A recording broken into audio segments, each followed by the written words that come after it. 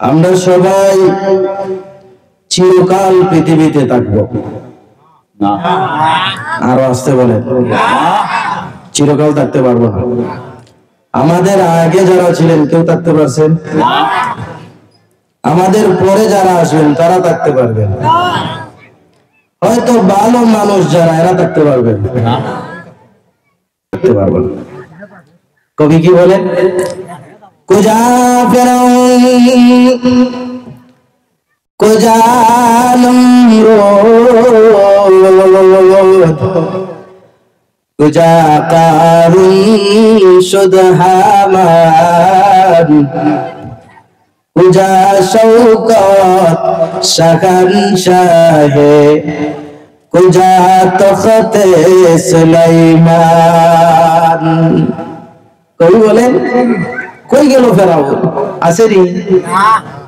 আগের ফেরাউনও নাই আর বর্তমান ফেরাউনও নাই। আর যারা বলেন ঠিক কিনা রে? নমরুদ থাকতে পারে নাই, মশার খামর খাইয়া মরতে হইছে, ঠিক কিনা? যুগে যুগে নমরুদরা জোতা বাড়ি খাইয়া দৌড়ায়, কথা ঠিক কিনা? কারুন থাকতে পারে নাই, হামান থাকতে পারে নাই, এই মন্দ মানুষগুলো থাকতে পারে নাই। থাকবে কিভাবে? ভালো মানুষ যারা তারাই তো থাকতে পারে নাই, কথা ঠিক কিনা? আমার আপনার জন্য মৃত্যুর এলান মাইকে হবে, এটা নিঃসন্দেহে, ঠিক কিনা? মিরনগরের জামে মসজিদ ইমাম সাহেব রেডি, মুয়াজ্জিন সাহেব রেডি, মাইক রেডি, শুধু আপনি বাকি মরার, ঠিক কিনা? আজকে এখন মরবে 5-7 মিনিট 10 মিনিট পরেই মসজিদের ইমাম সাহেব মুয়াজ্জিন সাহেব মাইক ওপেন করে বলবেন একটি সুখ সংবাদ, কথা ঠিক কিনা? একটি সুখ সংবাদ অমুক নাই, চলে গেছে, কেউ থাকতে পারবো না। একদিন তোমার নাম মসজিদে হবে এলান, ঠিক কিনা?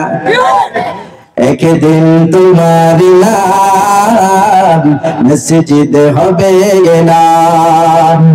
তৈরি থাকো, তৈরি রাখো, তৈরি থাকো, তৈরি রাখো, কবরের মলসমান।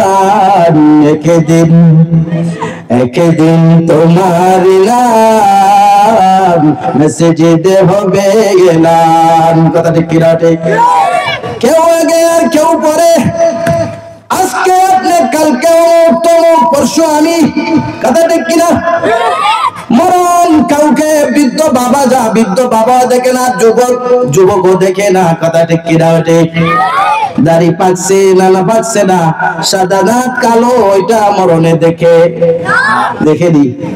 শুধু সাদা দাড়িওয়ালারা দেখে, আজরাইল শুধু সাদা দাড়িওয়ালা নেই, শুধু বৃদ্ধ মানুষ দেখিয়া দেখিয়া ওনার যখন ডেট ওভার ওনারে নিয়ে যায়, আর বাকি যারা ডেট আছে এরা থাকো, বিষয়টা এরকম না? আপনাদের অঞ্চলে যুবকরা যায়নি না? বৃদ্ধ বাবা যান, শুধু যান?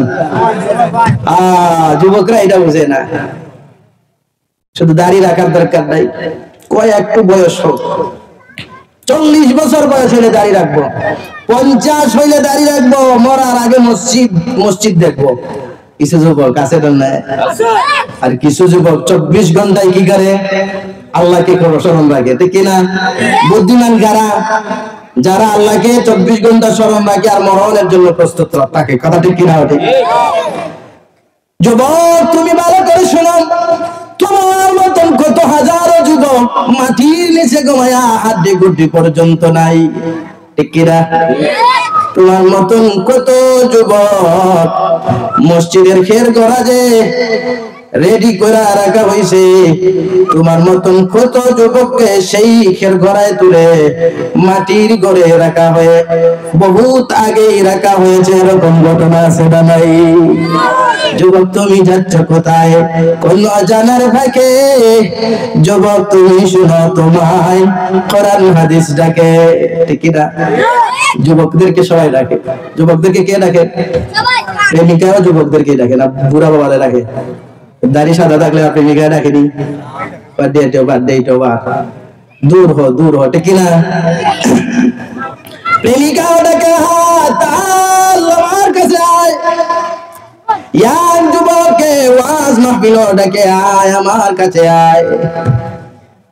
বৃদ্ধ আল্লাহ বলেন হে যুবক তুই আমার কাছে আয়, কোরআন ডাকে যুবক তুই আমার কাছে আয়, আবার গান বাজনাও ডাকে যুবক তুই আমার কাছে আয়। ঠিক না? বুড়া বাবা যান কেউ আপনারে ডাকে না, ডাকে কে? যুবকদেরকে সবাই ডাকে, অথচ যুবক খবর নাই। হঠাৎ দেখেন একদিন সে যুবক ডেড বডি হয়ে গেছে, সে মারা গেছে। যুবক তুমি যাচ্ছ কোথায়? কোন জানার বাকে। যুবক তুমি শুনো তোমায় কোরআন হাদিস ডাকে। যুবক তুমি মত্ত কেন সিনেমা আর গানে যাচ্ছ কেন? যুবক তুমি গুরুতম সারটানে, কথা ঠিক কিনা? যুবক তুমি বলছো কেন কোরআন হাদিস সব? যুবক তুমি বলছো কেন কোরআন হাদিস সব? কোরআন খুলে দেখো যুবক কি বলেছেন রব। নামাজ পড়ো, কোরআন পড়ো, নামাজ পড়ো, সিয়াম রাখো, পড়ো কোরআন কারীম। গভীর রাতে সালাত পড়ে জড়াও চোখের পানি, কথা ঠিক কি না? আলা ইয়া সাকিনাল কাসরিল মুআল্লা সাতুদফানু আন কারীবিন ফিত তুরাবি কালিলুন উমরুনা ফি দার দুনিয়া ওয়া মারজিউনা ইলা বাইতিত তুরাবি। यहाँ हम सब मुसाफिर है, कब्र आखिर ठिकाना। ठीक है? यहाँ हम सब मुसाफिर है, कब्र आखिर ठिकाना। कोई आगे रवाना है, कोई पीछे रवाना। ওইখানেতে প্রতীক মোরা, ওইখানেতে বাড়ি, কেহ আগে পারি দিচ্ছে, কেউ বা পরে পারি, কথা ঠিক কিনা? ঠিক। প্রতীক যেটা থাকলে কেন বাড়ি রাখা মানে কাছার বন্দি বুলবুলিদের মন যে থেকে পড়ে।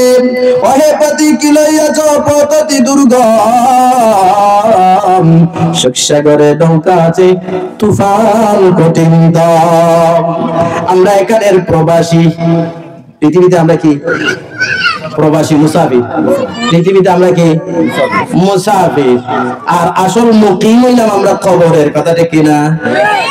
আচ্ছা প্রবাসী যারা সৌদি আরবে, আমিও তো সৌদি আরবে কাটাইছি দীর্ঘদিন। আমি অনেক সৌদি প্রবাসীদেরকে দেখছি।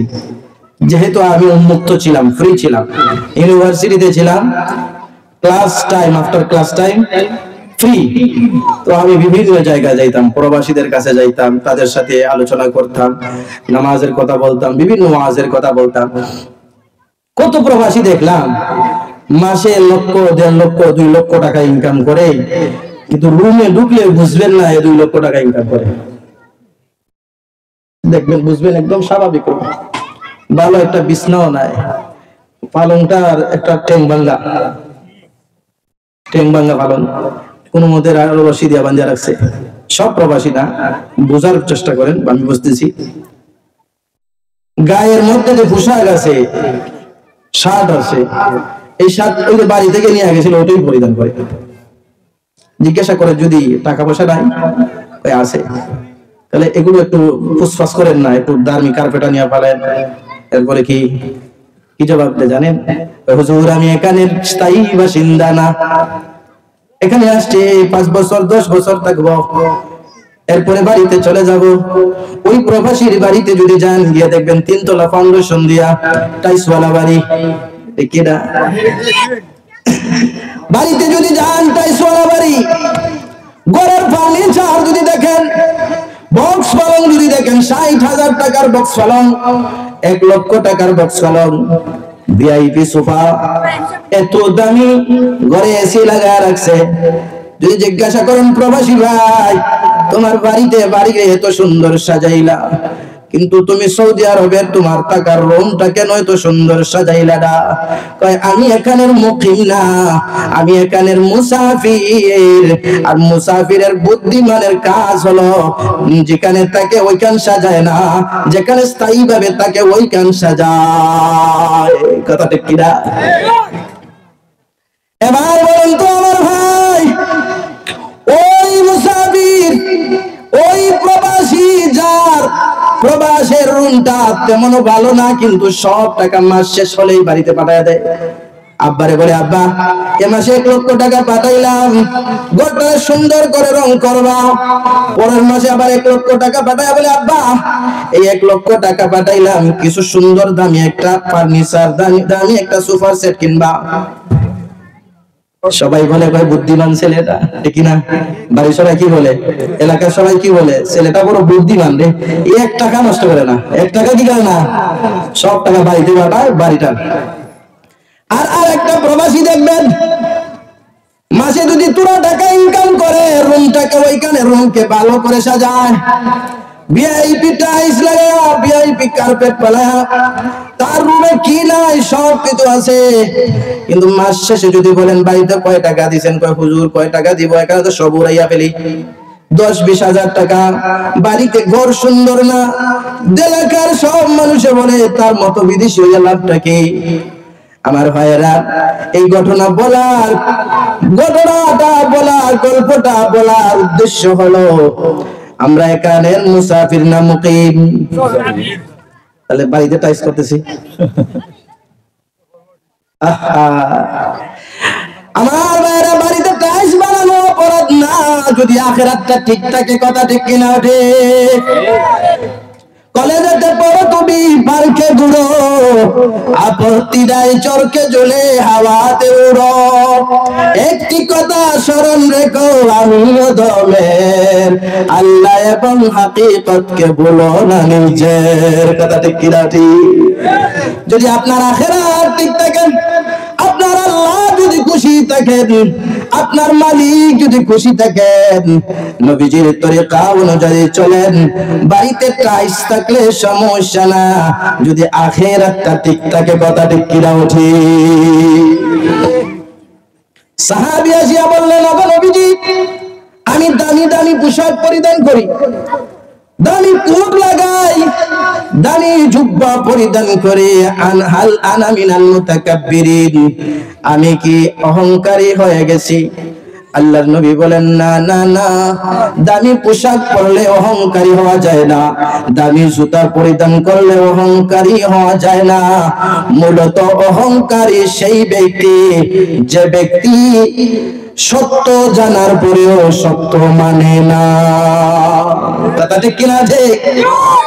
সত্য জানার পরে সত্য মানে না। এই জন্য যার আখিরাত ঠিক রাখিয়া ঘর বানায়, আখিরাত ঠিক রাখিয়া জমিন বানায়, আখিরাত ঠিক রাখিয়া বাসা বানায়, আখিরাত ঠিক রাখিয়া কলেজে পড়ে, আখিরাত ঠিক রাখিয়া ইউনিভার্সিটিতে পড়ে, আখিরাত ঠিক রাখিয়া ইংলিশে কথা বলে, আখিরাত ঠিক রাখিয়া সে জেনারেল শিক্ষায় শিক্ষিত হয়, সে লয়ার হয়, সে আইন কোর্টের জজ হয়, সে কোর্টের জজ হয়, কোনো সমস্যা না। যদি আখিরাত ঠিক থাকে সবকিছু ঠিক আছে। আর আখিরাত যদি ঠিক না রাখিয়া, আখিরাতকে ধ্বংস করিয়া যদি আপনি সবকিছু বানান, আপনার মতন হতভাগা আর কেউ নাই। কথা ঠিক কিনা? ঠিক।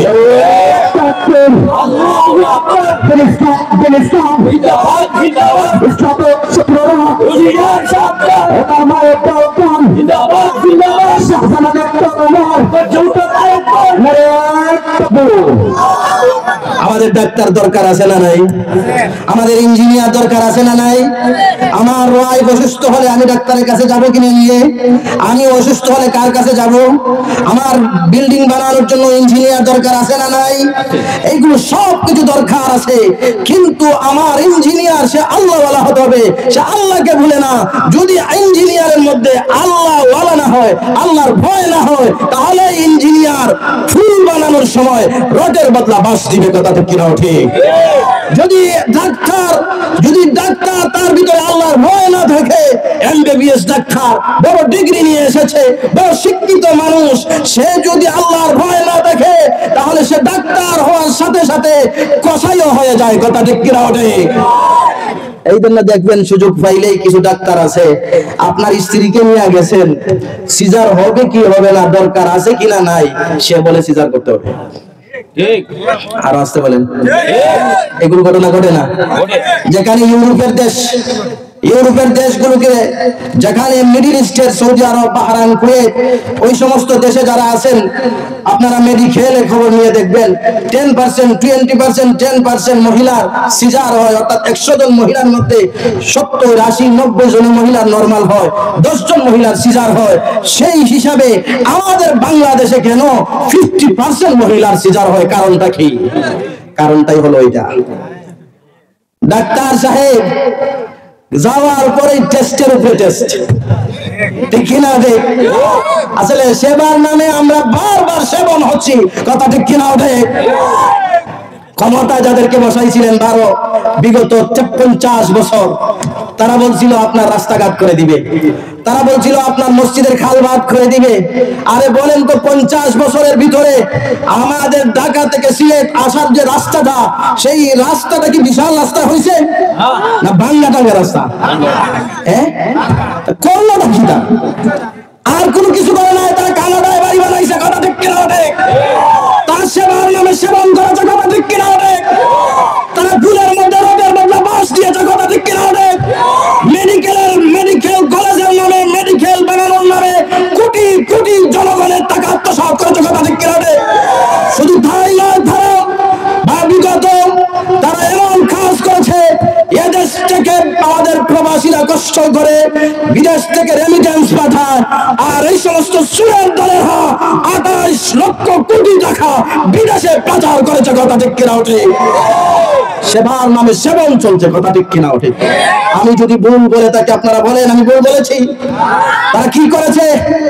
এই রাস্তা কেন এখনো কেন স্বাধীনতার 55 বছর, প্রায় স্বাধীনতার 53 বছর পার হয়ে গেল, এখনো গ্রামগঞ্জের রাস্তা কেন ইট সলিং পর্যন্ত হয় না? এরা জানার দরকার আছে না নাই?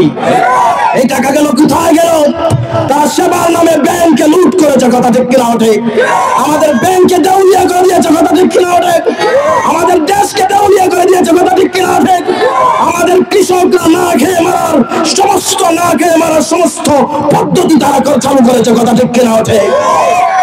এখন চিন্তা করতে হবে, আজকে আমরা এই অবস্থা, বড় নাজুক অবস্থা, জাগতে হবে। কেন আইনের নামে বেআইনি কাজ চলে আমাদের কোর্ট আদালতে, কথা ঠিক কিনা? ওঠে। বলতে হবে জনগণ, জেগে উঠতে হবে যুবকরা, প্রশ্ন করতে হবে, কেন কোরআনের পাখিকে রাজনৈতিক হিংসার কারণে ফাঁসির কাষ্ঠে ঝুলে হত্যা করা হচ্ছে? এই সমস্ত প্রশ্নের জবাব দিতে হবে, কথা ঠিক কিনা? ওঠে।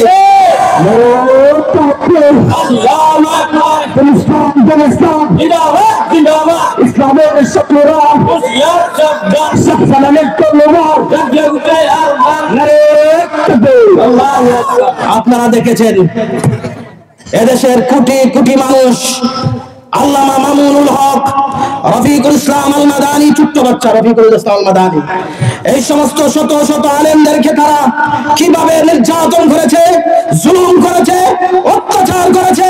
কোটি কোটি মানুষ চোখের 2 চোখের অশ্রু ঝরিয়েছে। শেষ পর্যন্ত 24-এ এসে সেই জুলুমের বদলা দেওয়ার জন্য রাজপথে যখন ছাত্র জনতা নেমে এসেছে, দিল্লি পলায়ন করেছে, কথা ঠিক কিনা? এই থেকে সবক নিতে হবে, জুলুমের ফলাফল ভালো হয় না, কথা ঠিক কিনা? ওঠে।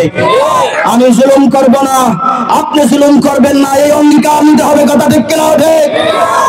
আল্লাহ তাআলা আমাকে আপনাকে তৌফিক দান করুন, সকলে বললাম আমিন। বলছিলাম মানুষ 2 গ্রুপ, মানুষ সবাই মারা যাবে, কিন্তু 2 গ্রুপে মারা যাবে। কয় গ্রুপে? হয়তো ডানপন্থী অথবা বামপন্থী, হয়তো আসহাবুল ইয়ামিন অথবা আসহাবুশ শিমাল। কেউ ডানপন্থী হয়ে মারা যাবে, আর কেউ বামপন্থী হয়ে মারা যাবে। কেউ জালিম হয়ে মারা যাবে, কেউ মজলুম হয়ে মারা যাবে, কথা ঠিক কিনা? ওঠে। জালিম আর মজলুম এক সমান? জালিম আর মজলুম এক সমান? বলেন তো। আল্লাহ তাআলা কোরআনের একটি আয়াতের ভিতরে বলছেন যে মানুষ একদল জান্নাতি আর একদল জাহান্নামী। জান্নাতীদের আচরণ আর জাহান্নামীদের আচরণ এক সমান? সমান হবে? যারা জুলুম করে এরা বোঝা জান্নাতি? সকালেই বলে দেয় দিনটা কেমন যাবে। আপনার আচরণেই বলবে আপনার মরণের পরে জান্নাত না জাহান্নাম, কথা ঠিক কিনা? ঠিক। আল্লাহ বলেন, ফারিকুম ফিল জান্নাতি ওয়া ফারিকুম ফিস সাঈর।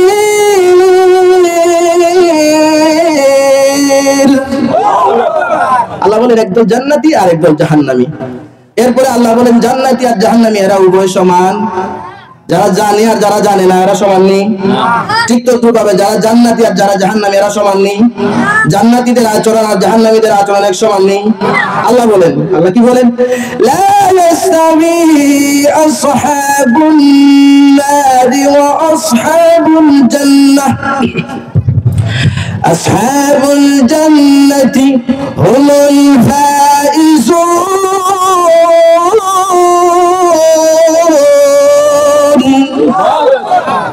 আল্লাহ বলেন যারা জান্নাতি আর যারা জাহান্নামী এরা সমান। আর জান্নাতি যারা এরা চিরসফল কাম, স্থায়ী সফল। এরা কি? এবার বলেন যারা জান্নাতি আর যারা জাহান্নামী এরা মরার সময় একরকম মরবে না মরারও পার্থক্য থাকবে? পার্থক্য থাকবে না? ফেরেশতাও দুই দল আছে, এক দল হলো মালাইকাতুল রাহমা আর আরেক দল হলো মালাইকাতুল আযাব। এক দল হলো রহমতের ফেরেশতা আর আরেক দল হলো আযাবের ফেরেশতা। এখন জান্নাতি মানুষ যখন মারা যাবে তখন আযাবের ফেরেশতা আসবে না রহমতের ফেরেশতা আসবে? রহমতের ফেরেশতা আসিয়া তাকে, জান্নাতি যে মানুষ তাকে নানান ধরনের মানে তাকে সুসংবাদ দিবে, তাকে সুসংবাদ নানান ধরনের, আহলান আহলান আহলাল মাহফাল আনতুম আবহা আনতুম আজমাল, এইভাবে বলবে। আল্লাহ তাআলা বলছেন, আমার তেলাওয়াত কি তো আয়াত, আল্লাহ বলে ইন্নাল্লাযীনা ক্বালু রাব্বুনাল্লাহ সুম্মা ইসতাকামু। আল্লাহ বলে যারা একথা বলে যে আমাদের রবকে, আর জোরে বলেন মান রাব্বুনা, আমাদের রবকে, আমাদের মালিককে, আমাদের রাজ্জাককে। আমরা সেজদা কাকে করি? পীরকে সেজদা করি। বরুণার মুফতি সাহেব আমরা সেজদা করিনি, তাহলে কোন পীরকে সেজদা করা যাবে না। আমরা ফিরাকিতে বিশ্বাসী, ঠিক কিনা? ফিরাকিতে আমরা বিশ্বাসী, ওলি আমরা মানি, কিন্তু ওলিরে সেজদা করা যাবে না। সেজদা কাকে করবো? একমাত্র যারা ওলিকে মাজারকে সেজদা দেয় আর যারা সূর্যকে সেজদা দেয়। মুশরিকরা সূর্যকে সেজদা দেয় আর একদল মুসলমান আছে এরা মাজারকে সেজদা দেয়। দেখবেন যারা মাজারকে সেজদা দেয় আর যারা সূর্যকে সেজদা দেয় তাদের মধ্যে কোনো পার্থক্য আসেনি? পার্থক্য শুধুমাত্র মাজার এটাও তো মাখলুক, সূর্য এটাও মাখলুক, কথা ঠিক কিনা ওঠে? তাহলে আমরা সেজদা দেই কাকে? আল্লাহকে। আল্লাহ তাআলা বলছেন এরপরে কি? সুম্মা ইসতাকামু। যত বিপদ আসুক, যত মুসিবত আসুক, কিন্তু ওই কালেমার উপরে লা ইলাহা ইল্লাল্লাহ মুহাম্মাদুর রাসূলুল্লাহ, ওই কালেমা থেকে সে সরে না। বিলালকে সরাইতে পারছেনি তারা? চিনেননি বিলাল? তিনজন কালা আছে পৃথিবীতে। কয়জন কালা? তিনজন কালা আছে পৃথিবীতে। কালো মানুষ, দেখতে খুব কালো, কিন্তু এরা জান্নাতের সর্দার। আরো আসতে বলে মানুষ কালো। আচ্ছা, মানুষ দল হইলে সে দামি না? কালো মানুষও দামি আছে, আছে না নাই? তিনজন মানুষ আছে কালো, দেখতে খুব কালো। আফ্রিকানি কালো দেখছেন নি? হ্যাঁ, কারা কারা আফ্রিকানি কালো দেখছেন? মাশাআল্লাহ, কালোটা খুব বেশি। আমাদের দেশের কালো নেই, রাতের চেয়ে আরো বেশি কালো, ঠিক কিনা? আমার সাথে অনেক ছিল কালো, প্রায় আমার সাথে প্রায় 25টা দেশের মানুষ ছিল, এর মধ্যে কালোর দেশের অনেক মানুষ ছিল। ওই কালো মানুষ, তিনজন কালো মানুষকে আল্লাহর নবী বলেছেন সাদাতুস সুদান, কালোদের মধ্যে তিনজন লিডার আছে, এরা জান্নাতের লিডার হবে। এর মধ্যে একজনের নাম হলো লোকমান হাকিম। একজনের নাম কি? লোকমান হাকিম। নাম শুনছেন নি? মানুষ কালো ছিল, খাটো কালো, কিন্তু কোরআনে আল্লাহ তাআলা ওনার নাম ধরে একটা সূরার নাম রেখে দিয়েছেন। সুবহানাল্লাহ বলেন। 2 নম্বর কালো বিলাল হাবশী, চিনেননি? বিলাল হাবশীর নাম শুনছেন নি? কালো না দলা, কিন্তু দাম আছে না নাই? বিশ্ব নবীজি বলেন বিলাল তুমি কি আমল করো যে আমি মেরাজের রাত্রিতে তোমার স্যান্ডেলের আওয়াজ জান্নাতের ভিতরে শুনতে পেরেছি। আর আসতে বলেন সুবহানাল্লাহ। আর 3 নম্বর কালো আরেকজন আছেন, নাম হইল বাদশা নাজাশী। বাদশা ইথিওপিয়ার বাদশা ছিলেন, বাদশাহ নাজাশী, তিনি 3 নম্বর কালো মানুষ। কালো মানুষ বিলাল কালো ছিলেন, কিন্তু কালেমা ছাড়েন। আমরা ছাড়বনি কালেমা? এর জন্য আল্লাহ বলেন তুম্মাসতাকামু, যদি তোমরা এই কালেমার উপর অটুট থাকতে পারো, তাহলে রহমতের ফেরেশতা মৃত্যুর সময় আসবে। তারা দেখতে একদম দবদবে সাদা, রহমতের ফেরেশতা দবদবে সাদা। আসে কি বলবে জানেন? তাতানাজ্জালু আলাইহিমুল মালাইকা,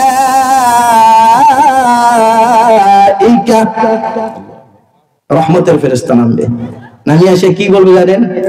আল্লা তাখাফু,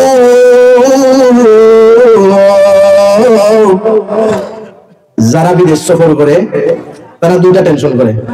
1 নম্বর টেনশন বিদেশের অবস্থা কি হবে আল্লাহ ভালো জানে, আর 2 নম্বর টেনশনটা হইলো আয় রে আব্বারে তুইয়া যাইতেছি, আম্মারে তুইয়া যাইতেছি, আমার বাচ্চা কাচ্চারে তুইয়া যাইতেছি, তাদেরকে আবার জীবিত পাইবো কিনা না, এই চিন্তা থাকে।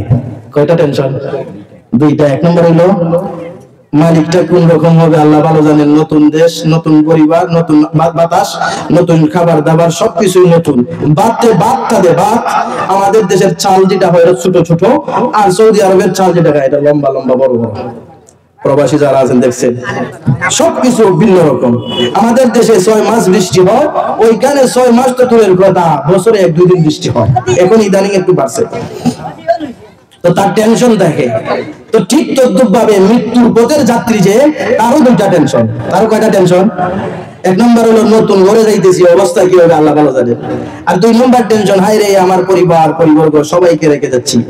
তখন ফেরেশতারা 2টা টেনশনকে দূর করার জন্য তারা বলেন আল্লা তাখাফু ওয়া লা তাহজানু ওয়া আবশিরু বিল জান্নাতি আল্লাতী কুনতুম তু'আদুন। 1 নম্বর আল্লাহ তাখাফু, তুমি ডরায়ো না, ভয় করিও না, তুমি টেনশন করো না। 2 নম্বর হলো ওয়ালা তাহজানু, তুমি যে তোমার পিছনে যে অনেক সম্পদ রেখে আসছো, বাচ্চা কাচ্চা রেখে আসছো, স্ত্রীদেরকে রেখে আসছো, তাদের ব্যাপারেও তুমি চিন্তা করিও না। তোমাকে আল্লাহ যেভাবে হেফাজত করেছেন, তোমার বাচ্চাগুলোকে কে হেফাজত করবেন? আর উসরে বলেন মা বাপ যদি নেককার হয়, তার বাচ্চা কাচ্চাকে হেফাজত করেন আল্লাহ তাআলা। সুবহানাল্লাহ। সূরাতুল কাহফের ভিতরে আল্লাহ তাআলা একটা ঘটনা বর্ণনা করেছেন যে এই মুসা আলাইহিস সালাতু ওয়াস সালামকে বলছেন, এই যে দেয়ালটা আছে, এই দেয়ালটা তুলে রাখো, দেয়ালটা ভেঙে যাচ্ছে, দেয়ালটা তুলে রাখো।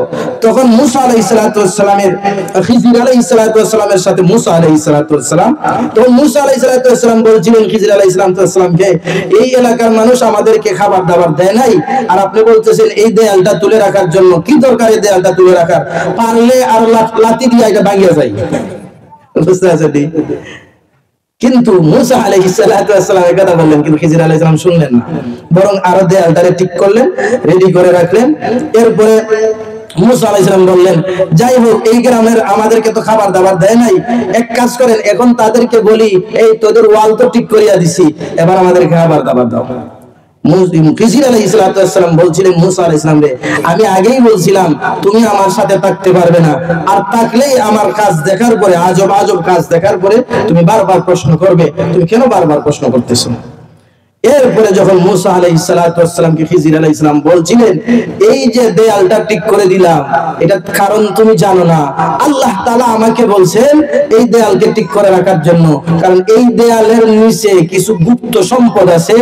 আগেকার যুগে 2 জন আল্লাহওয়ালা বান্দার বান্দি, তারা তাদের নাবালেগ বাচ্চার জন্য এই দেয়ালের নিচে কিছু সম্পদ সংরক্ষিত করে রেখেছিল। ওই আব্বা আম্মা যেহেতু নেককার ছিলেন, এই জন্য আল্লাহ তাআলা বলছেন এই নেককার বান্দার বান্দির বাচ্চার সম্পদকে হেফাজত করার জন্য রেখেছি, তুমি এই দেয়ালটা ঠিক করে দাও।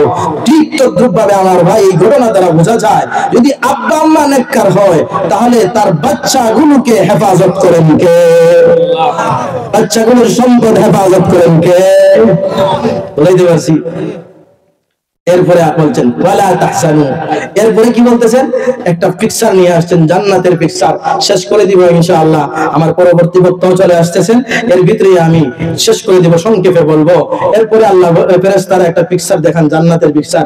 দেখেন মুরব্বি সাহেব, এই যে আপনি যে সারা জিন্দেগি নামাজ পড়ছেন, রোজা রাখছেন, এই জন্য আল্লাহ তাআলা আপনার জন্য এই জান্নাত বানায় রাখছেন। আর আসতে বলে ছেলে যখন সৌদি আরব থাকে তখন মারে বলে আম্মা দেশে তো 50 লক্ষ টাকা পাঠাইলাম 5 বছরে, আমার এই 50 লক্ষ টাকা দিয়া কি করছেন? তখন মা বলে হে বাবা তুই বিদেশ তো অনেক লম্বা দিনেই থাকছ, এবার চলে আয় দেখ তোর জন্য কি বানায় রাখছি। এখন মোবাইলের ক্যামেরা দেখাইয়া মোবাইলের ভিডিও কল দিয়া বলে এই দেখ কত সুন্দর করে তোর জন্য বাড়ি সাজায় রাখছি। সুবহানাল্লাহ বলে। তখন বাচ্চা বলে কি আমার টাকা অযথা যায় নাই। ঠিক তো দুর্ভাবে ফেরেশতারাও মানুষদেরকে ঘর দেখায়, ভিডিও কল দিয়ে দেখায়, দেখ জান্নাতের নিয়াজ নামাত গুলো দেখ, এই যে তুই একবার সুবহানাল্লাহ বলছিলে এই জন্য আল্লাহ তাআলা তোর জন্য একটা খেজুর গাছ লাগায় রাখছেন, দেখ কত সুন্দর খেজুর ধরছে। আর আসছে বলেন শুধু তাই না, হযরত নবী বিশ্ব নবীজি বলেন আমি যখন মেরাজের রাত্রিতে গেলাম তখন আমি আল্লাহ তাআলা আমাকে একটা ঘর দেখাইছেন জান্নাতের ভিতরে, এত সুন্দর ঘর, এত সুন্দর ঘরটা দেখার পরে আমি বললাম রে এই ঘরের ভিতরে যদি আমি ঢুকতাম। তখন জিবরিল আমিন বলেন ওগো নবীজি আপনি এই ঘরটা জানেন কার? নবীজি বলেন না। নবীজি বলেন না। তখন জিবরিল আমিন বলেন আপনার সাহাবী হযরত ওমরের জন্য আল্লাহ এই ঘর বানায় রাখছেন। সুবহানাল্লাহ। জান্নাত আসেনি? এখন ফেরেশতারা এবার ডাক দেয়া বলে জান্নাতের টেনশন করে না, এই দেখো জান্নাত আল্লাহ বানায় রাখছেন। এই কথাটা আল্লাহ তাআলা কোরআনে তুলে ধরছেন। কি বলছেন? وَأَبْشِرُوا بِالْجَنَّةِ الَّتِي كُنتُمْ تُوعَدُونَ।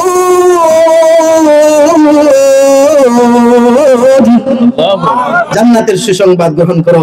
যে জান্নাতের বয়ান হুজুররা মাহফিলগুলোতে করতেন, যে জান্নাতের বয়ান মসজিদের মিম্বরে বসে ইমাম সাহেব করতেন, যে জান্নাতের বয়ান পীর মাশায়েখ ওলিগণ করতেন, এই জান্নাতের সুসংবাদ গ্রহণ করো। তখন ওই রূহটা, যেই রূহটা বডির ভিতরে আছিল, ফেরেশতারা রূহ নেওয়ার জন্য এসেছিলেন, ফেরেশতারা রূহ নেওয়ার জন্য এসেছিলেন, তখন ওই বডির ভিতর থেকে রূহটা অটোমেটিকলি যেভাবে নবীজি বলেন কলস থেকে পানি ঢাললে যেভাবে মুলায়েম ভাবে সফটলি একদম মুলায়েম ভাবে পানি বের হয়, বিশ্ব নবীজি বলেছেন ঠিক তদ্রুপভাবে আল্লাহ ওয়ালা মানুষদের, জান্নাতি মানুষের বডি থেকে রূহটা একটা সাদা রুমালের মধ্যে ওই পানির মতন বের হয়ে রুমালের মধ্যে চলে আসবে। আর আসতে বলেন সুবহানাল্লাহ। ফেরেশতারা আর কি বলবে জানেন? ফেরেশতারা বলবে এখন টেনশন করিও না, পৃথিবীতে তোমার সাথে ছিলাম কিন্তু তুমি আমাকে দেখো নাই, কিন্তু আজকে থেকে তুমি আমাকে দেখবে। শুধু আজকে থেকে নয়, আমাকে কবরেও তুমি পাইবে, হাসরেও তুমি পাইবে, ফুলসিরাতেও তুমি পাইবে। যতক্ষণ পর্যন্ত তুমি জান্নাতের ভিতরে প্রবেশ না করবে ততক্ষণ পর্যন্ত আমি তোমার বডিগার্ড হয়ে থাকবো। ও কথাটা বলছে وَنَحْنُ أَوْلِيَاؤُكُمْ فِي الْحَيَاةِ الدُّنْيَا وَفِي الْآخِرَةِ وَلَكُمْ فِيهَا مَا تَشْتَهِي أَنفُسُكُمْ وَلَكُمْ فِيهَا مَا تَدَّعُونَ।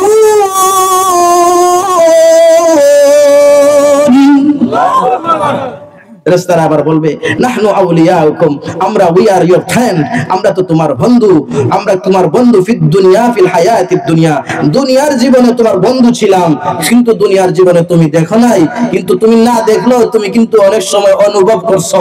কিভাবে অনুভব করছো আমি একটা ঘটনা বলি। আমার মেয়ে, ছোট্ট বাচ্চা একটা মেয়ে, আমি কোলে নিয়ে বসে রইছি, পাশেই আমি এভাবে ঘুমায়া রইছি, আর ওই দিক দিয়ে উপরে ফ্যান চলতেছে। হঠাৎ করে ফ্যানটা ভেঙে, আমার বাস্তব ঘটনা করে বলতেছি, হঠাৎ করে ফ্যানটা ভেঙে আমার দুই পায়ের মধ্যখানে পড়ছে। কে হেফাজত করছে? কে হেফাজত করছে? আল্লাহ। আমার পায়ের মধ্যে পড়লে পাটা ভাঙতো, আমার হাতে পড়লে আমার হাতটা ভাঙতো, যদি আমার মেয়ের উপর পড়তো মেয়েটাও মারা যাইতো, ঠিক কিনা? হেফাজত করছেন কে? আল্লাহ হেফাজত করেছেন। আল্লাহ কোরআনের বিভিন্ন জায়গায় বলছেন আমার নবীজি কাফেররা আপনাকে হত্যা করতে চায়, বেঈমান কাফেররা আপনাকে হত্যা করতে চায়, আমি আল্লাহ আপনাকে হেফাজত করেছি। আল্লাহ বলেছেন ওয়াল্লাহু ইয়াসিমুকা মিনান নাস।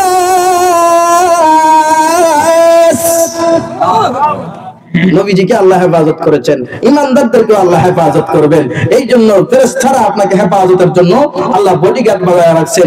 যদিও দুনিয়ার জিন্দেগিতে ফেরেশতা দেখি না, কিন্তু কবরের জিন্দেগিতে গেলে দেখবো কিনা না। এরপরে ফেরেশতারা বলতেছে শুধু এইগুলো না, জান্নাত আর জাহান্নাম এগুলো না, আরে ভাই তুমি তো দুনিয়ায় থাকতে বড় রৌ খাওয়ার ইচ্ছা করলে, বড় বোয়াল মাছ খাওয়ার ইচ্ছা করলে, একবার চিন্তা করছো বড় বোয়াল খাইবো 5 কেজি ওজনের, কিন্তু আরেকবার চিন্তা করছো প্যাকেটে টাকা আসেনি, ঠিক কিনা?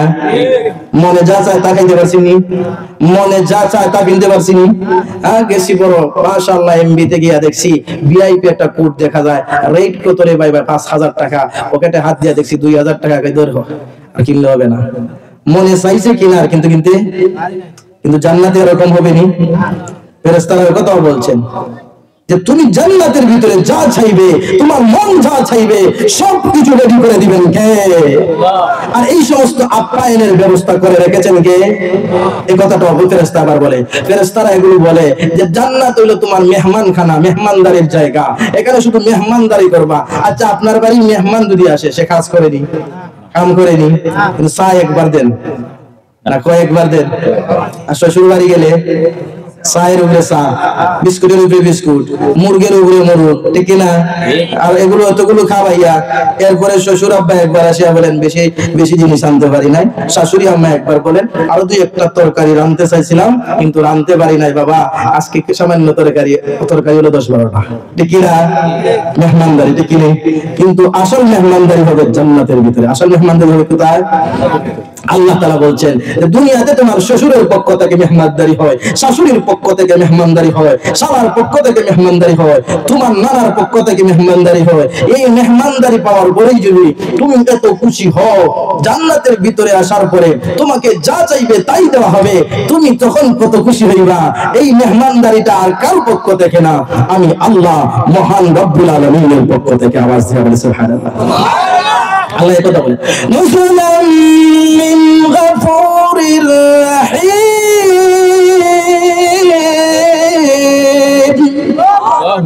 এগুলো হলো মেহমানদারি কার পক্ষ থেকে? নুজুলাম মিন গফুর, গফফারের পক্ষ থেকে, যিনি ক্ষমাশীল, যিনি মাফ করনেওয়ালা, রহিম, যিনি দয়া করিয়া দিবেন। তুমি মনে করিয়া এগুলো তোমার ক্রেডিট, এগুলো তোমার ক্রেডিট যে তুমি বানাইছো, তুমি নামাজ পড়িয়া এগুলো বানাইছো, মনে রাখিও না আরে এগুলো আমি আল্লাহ দয়া করে দিয়েছি। আওয়াজ দিয়া বলেন সুবহানাল্লাহ। এই জন্য আমার ভাইয়েরা নেককার হয়ে কবরে যাওয়ার দরকার আছে না নাই? আল্লাহ তাআলা, আল্লাহর নবী বলেছেন মান কানা আখিরু কালামি হায়াতিহি লা ইলাহা ইল্লাল্লাহ দাখালাল জান্নাহ। বিশ্ব নবীজি বলেছেন যার জীবনের শেষ কথা হবে লা ইলাহা ইল্লাল্লাহ মুহাম্মাদুর রাসূলুল্লাহ দাখালাল জান্নাহ, মরতে লেট হবে, আল্লাহর তৈরি জান্নাতে যেতে লেট হবে। সুবহানাল্লাহ বলেন। আল্লাহ তাআলা আমাকে আপনাকে সবাইকে, আল্লাহ তাআলা আমাকে আপনাকে সবাইকে জান্নাতের মেহমান হইয়া কবরে যাওয়ার তৌফিক দান করুন। আমিন। ওয়া আখিরু দাওয়ানা আলহামদুলিল্লাহি রাব্বিল আলামিন। দুরূদ শরীফ সম্মানিত হাজিরিন, শুধু দাওয়াতে আগত হযরত মাওলানা কাউসার আহমদ সাহেব দাওয়াত বরকাতুহু রুমে অবস্থান করছেন, হুজুর মুনাজাত করবেন, হুজুর ইস্তিগফার আসুন ইনশাআল্লাহ। সকলে দুরূদ শরীফ পড়ি। আচ্ছা এটা পুরস্কার হয়ে গেছে, হ্যাঁ পুরস্কারটা দেব।